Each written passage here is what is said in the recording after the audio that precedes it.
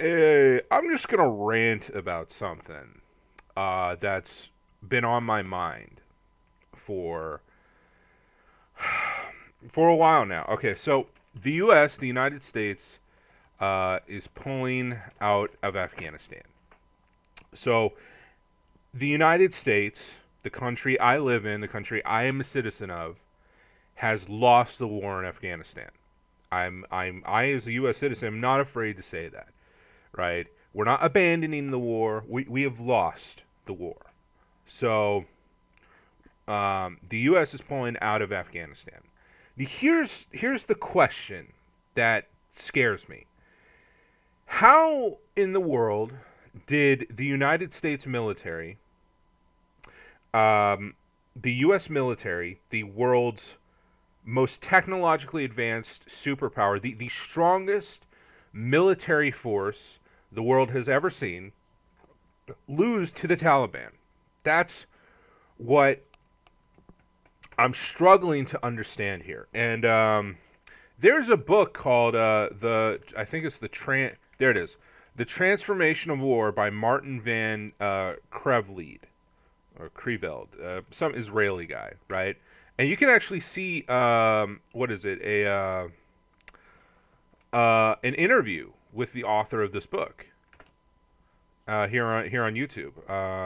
There he is, but there's the interview I saw here. It's not exactly very good audio on his part, but yeah, it's actually really interesting. So I'm actually legit thinking about buying this book, no doubt, because it's basically been it was released in 1991. It's basically described what is going on in the modern day warfare.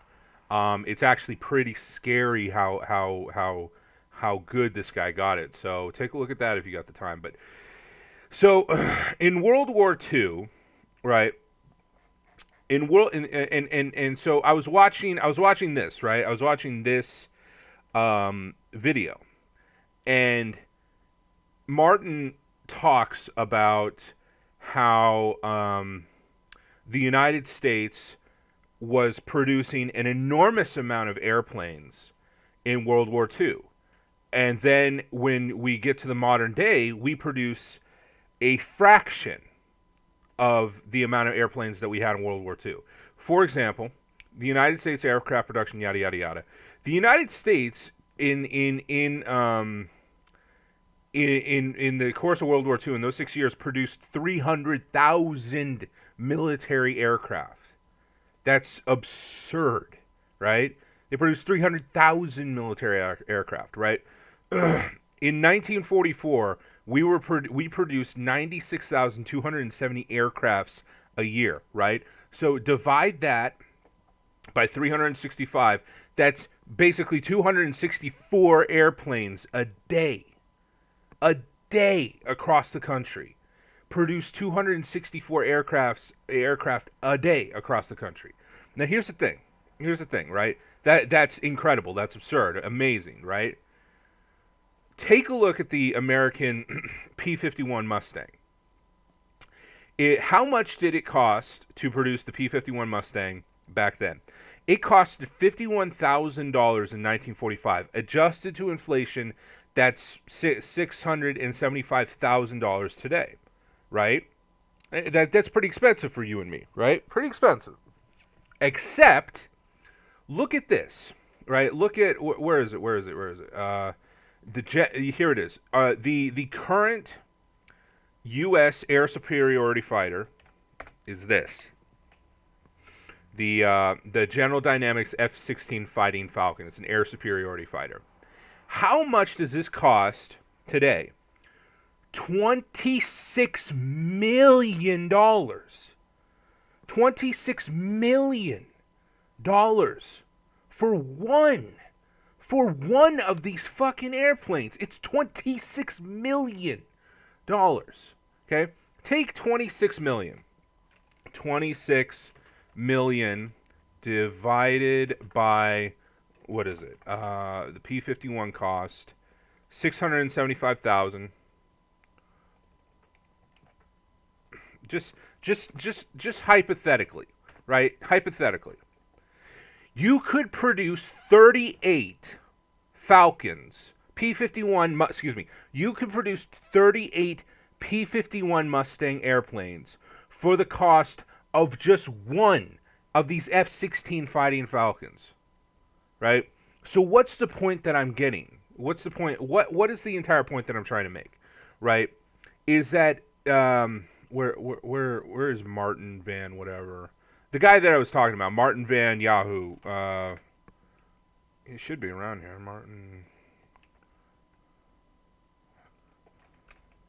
Martin Van. There he is. He made a very interesting point that basically said America was producing much more airplanes in World War II than they are now, right?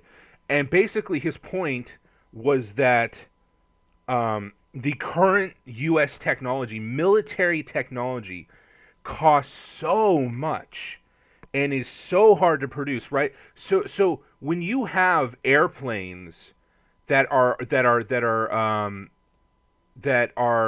$25 million to make, right? That are so much harder and so much more expensive to produce, right? And so when you have military technology that is so much harder to produce and so much like it's harder to produce, it's harder to maintain, it's harder and more complex to produce, it's harder, more expensive, more complex to produce, harder, more complex, more expensive to maintain, and harder, more complex, and more expensive to fucking operate, right? And harder, more complex, and more expensive to train people to fucking use the thing, right? If you have military technology that the difficulty, the cost, the expense, the fucking resources, and the time to train, all of these things are just going up and up and up and up and up, right? If you have military technology where all these things are just going up, then it centralizes, right? It centralizes as opposed to decentralizes your ability for your country to fight. So look at how many aircraft, right? We have currently in service in the U.S. Air Force, right? F6, so 790, blah blah blah blah blah blah blah blah blah blah down here, blah blah blah blah blah, yada yada yada. None of these crack 1,000, right? There's no aircraft we have that currently exists in the U.S. Air Force that cracks 1,000. You see what I mean? And so here's the point.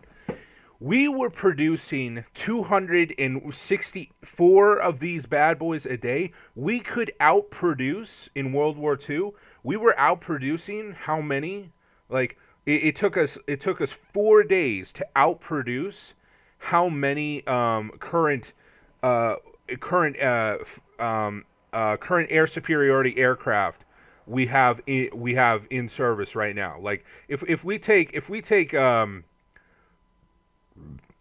all of these, it'll be maybe 10,000 aircraft. We were producing 90,000 in World War II, and so I think the point that this guy's trying to make is that when you have technology that is just getting harder to produce, more expensive to produce, harder to maintain, harder to train, harder to learn, it centralizes that it just takes more money and more effort, more time, more bullshit to make this technology, use this technology, and train this technology.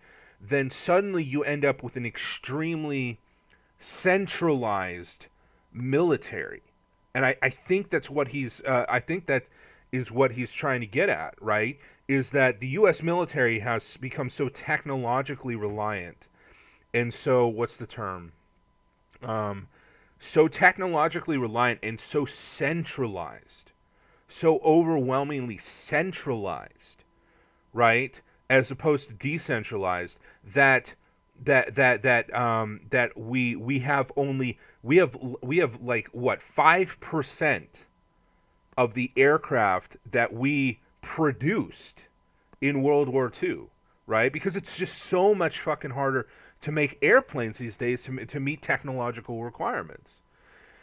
So the Taliban obviously have no aircraft, right? They didn't wage an aircraft fucking war with us, right? That never happened.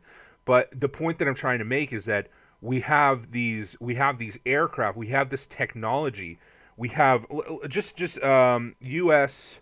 World War II tank, right? The what tank did we have? Um, what U.S. tank was used in WW2?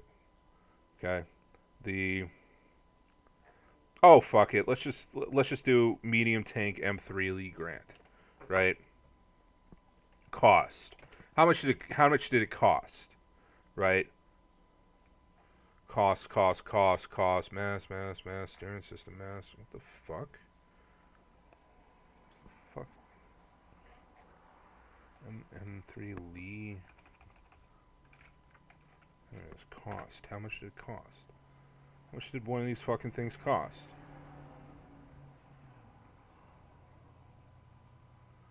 Okay, so I can't find patent tank cost. Unit cost. Okay. So 2,600,000. Okay, so an M38 in 1961, okay. Fuck it. Let's just do that. One of these bad boys. Yeah, the M48 patent. Fuck it. Yeah, this is the battle tank, right? It costed the equivalent of 2,600,000. Okay, how much does an M1 Abrams cost?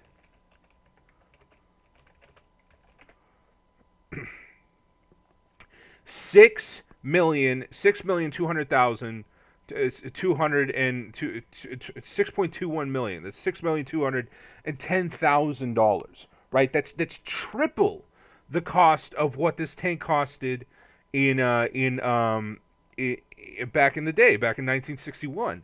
Right? And so what's the point? What's the point? It's that as your technology becomes more expensive, right? More expensive to make, more expensive to use, just harder, right? As your technology becomes harder, pretty much in every fucking way, harder to make, harder to purchase, harder to fucking use, harder to fucking learn. The technology that you're using becomes more and more and more and more centralized, right? It becomes more centralized, and you end up with less tanks. You end up with less men who are able to use those fucking tanks, and you end up in a situation where when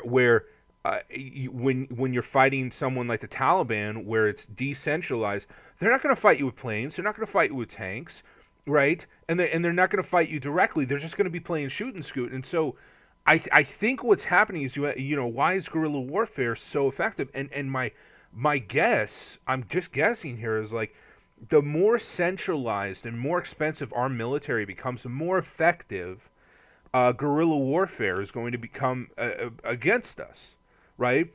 Because we simply cannot fucking afford, right? We cannot fucking right. We cost this is $26 million to use, and we never fucking once used it on the Taliban, right? We use it as a deterrent against China and Russia, right? But even for the M1 Abrams, that's $6.1 million, right? The Taliban would never fucking spend $6 million on a fucking tank. Are you out of their mind? Are you out of your mind? Right? And so I feel like guerrilla warfare is only decentralized. Guerrilla warfare is only going to become more and more and more effective against centralized militaries, because the guerrilla war guys can do so much more with so much less. I don't know if that makes any sense, but yeah, I just wanted to fucking make this video and kind of rant about something that's been bothering me for a little while. So I don't know. Anyway, that's just my rant, and if you guys like it, you like it. If you don't, then I'm a big fucking faggot in a blue mask, so it don't matter no means anyway. So anyway, you guys have a good one.